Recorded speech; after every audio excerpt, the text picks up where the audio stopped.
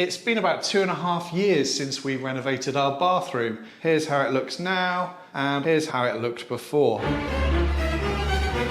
Unfortunately though, I've noticed a problem.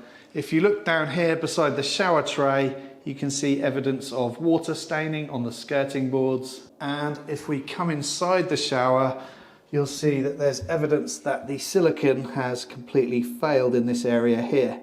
The silicone around the edge of the shower tray all still appears to be in good condition, but if I'm going to be doing the job of removing the silicone from the bad area and reapplying, I may as well do this as well.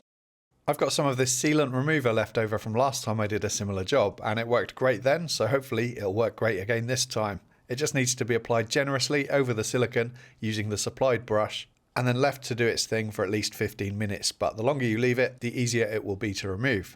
The original silicone was applied by our plumber. I don't know what brand he used, but it should have lasted longer than it did. When it goes all wrinkly like this, it means it's starting to lift, and I'm going to use my silicone remover tool, a plastic scrapey thing, to get rid of the worst of it.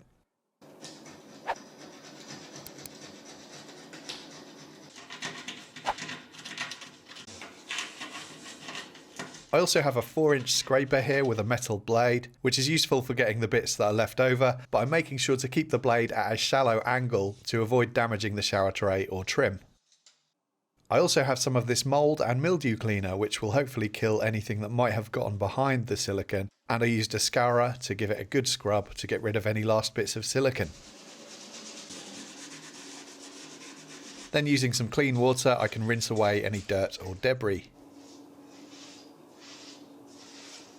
It's important to get the area completely dry, so I did some squeegee action, lots of paper towel, and then I left it alone to air dry for a day.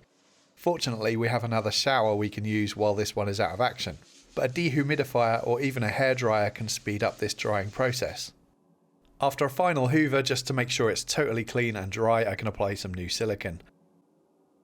I like to mask off the surrounding area, as applying silicone neatly isn't an easy job for someone who doesn't do it regularly. The tape just makes sure that I won't get silicone where I don't want it to be. I'm leaving a gap of about 8mm on both the tiled wall and the shower tray. Once all masked up, this is the silicone I'll be using, Dow 785, which Andy at Gosforth Handyman recommended as a good quality one. Think maintenance, Keith. And normally I like a nice thin bead of silicone, but for a shower, and one that has already leaked once, I'd rather do a thicker bead here. This should make it easier to spot when the silicone starts to fail in a few years' time. I bought some of these silicone forming tools to use this time. This is the one I've used in the past, but to be honest I hated it. It felt awkward to use and it just made a mess, so I'm hoping these will do a better job. I prefer a bevel to a round profile because water is much less likely to be able to sit on a beveled edge, so the water should drain off it easier, meaning less chance of mould forming. I'm going to start with the 14mm bevel and then do a second swipe with the 12mm bevel.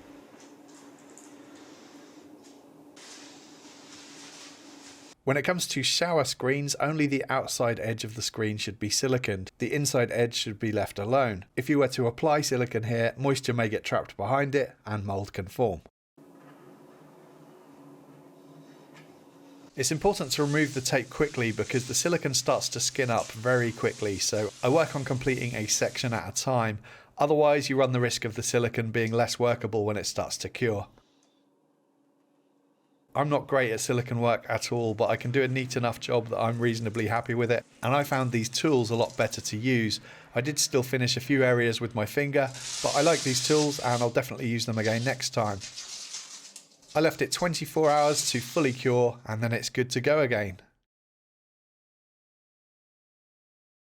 A quick tip. We always keep a squeegee in the shower, just to remove any excess water from the screen, the tiles and shower tray after using the shower. I'm not worried about clearing every last drop of water, I just want to get most of it away down the plug hole. That helps the remaining water to evaporate quicker. The extractor fan that we have in our ceiling will take care of the rest of it pretty quickly. Basically, we just try not to leave water sitting on the silicone where mold is more likely to form. And if you'd like to check out the series of videos where I renovated this bathroom, those videos are available on my membership platform along with lots of other exclusive videos. If you are already a channel member and you need help finding them, just drop me a message. Or if you'd like to become a member, there'll be links in the description box below.